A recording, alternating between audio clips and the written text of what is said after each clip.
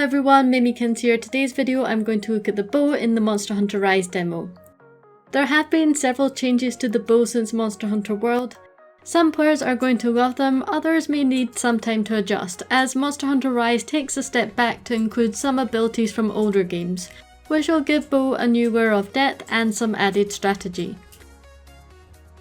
There's a gyroscope option on the Switch which allows you to aim through motion sensors on the controller, that some players may prefer. I had fun on this with all ranged weapons, but personally I found it better if I only enabled it while aiming and turned it off for general camera angles. There's a whole host of settings to customize to your personal taste. If you're a veteran Monster Hunter player, you're going to be familiar with some of these, but coming straight from World, things are going to feel quite different. Bow has the normal rapid shots that you can do by pressing ZR. It can be charged by holding down the button. Unlike World, these charges are much more significant as they will now change arrow properties. You can have rapid fire and piercing arrows. You can repeatedly just press the ZR button and you will notice your character's bow will change colours, indicating that it's getting different charge levels as you attack. If you keep attacking, it will boost your damage as long as you are shooting in quick succession. Charging sidestep is returning, which is an evasive maneuver which allows you to charge your shots. It's also useful for repositioning around the monster. This does consume a lot of stamina and overcharging your bow isn't going to add extra damage. You perform this by pressing ZR and B while holding the direction you want to slide in. If you don't hold a direction, your character will just do a small hop backwards. This can be worked into various shots to power them up by pressing the corresponding button.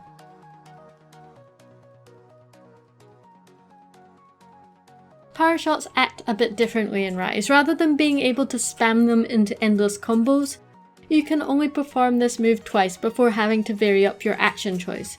Otherwise, you will just perform a melee attack. You can activate it after your rapid shots with ZR or after using the charging sidestep. This move is now about using it at a good opportunity and then getting back into evading or normal rapid shots. Dragon Piercer is still here, activated by pressing X and A together. This was always a pretty satisfying move to use. This can be aimed if you hold the ZL button and move the stick or gyroscope to the desired position. There does seem to be a limit on how much you can move it, but if you look at the hunter and if it turns to face a general direction, it's likely going to land.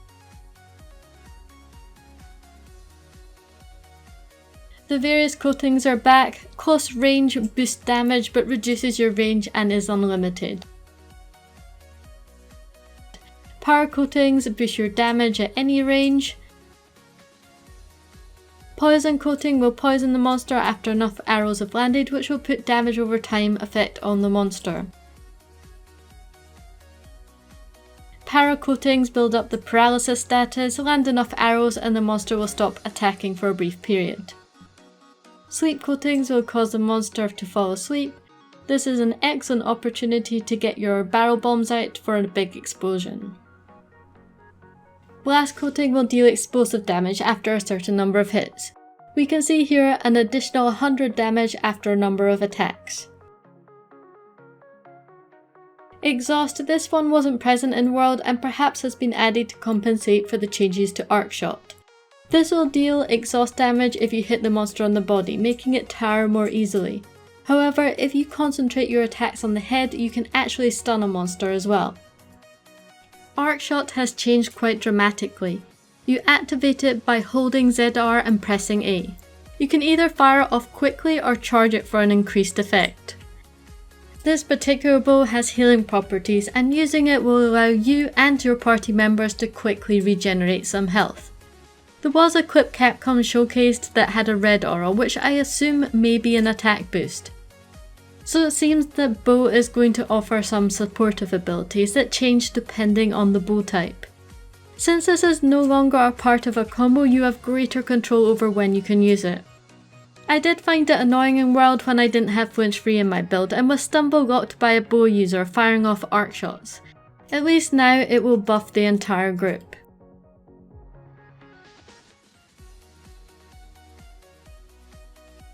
Melee attacks are actually quite viable on bow. They deal a good amount of damage but also cause the applied coating to proc without actually costing anything. Melee bow with close range coating actually deals quite a bit of damage, and you may be able to get additional status procs by using this method since you won't run out as long as you keep at least one in stock. Melee bow can hit fast, has loads of mobility with no sharpness to maintain. If you need to move out of range, you can fire arrows as well. I actually really enjoyed this playstyle in the demo. May not be conventional, but it was fun. The controls for ranged players using silkbind attacks are a little different since ZL button is reserved for aiming. Instead, you will use the R button. The first silkbind is focus shot, activated by pressing R and X, costing 1 wirebug. This will launch your hunter to evade backwards, landing in a crouching position, which will rapidly regenerate stamina. This does provide an iframe, and you can use the left stick to change the direction you evade in. This has a lot of utility for bow. Sometimes I get a bit too trigger happy in bow and don't leave enough stamina for evading. This is going to give me a backup to evade an attack without relying on stamina, quickly regenerating it so I can get back into those stamina hungry bow attacks. It also means you don't need to waste time running around regenerating your stamina slowly to start attacking again. The second silkbind is Herculean Draw, activated by pressing R and A. Surges your character forward in a designated direction while empowering your attack for a short time. This costs 2 wirebug charges.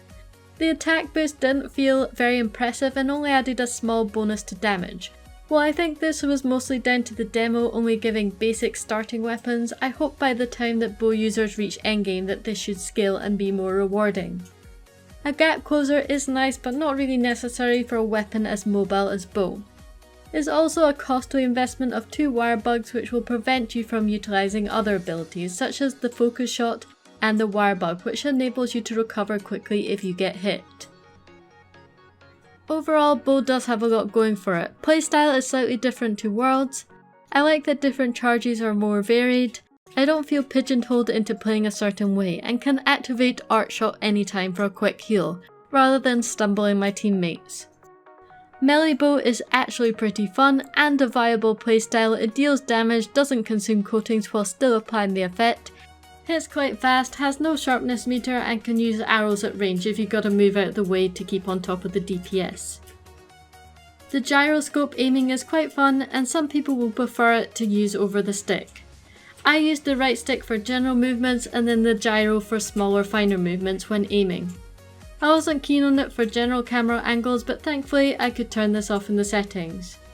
The focus shot silkbind attack offers some nice utility in the form of an evade and to quickly charge your stamina, while the more costly Herculean Draw gives movement and empowers your attack for a short period of time.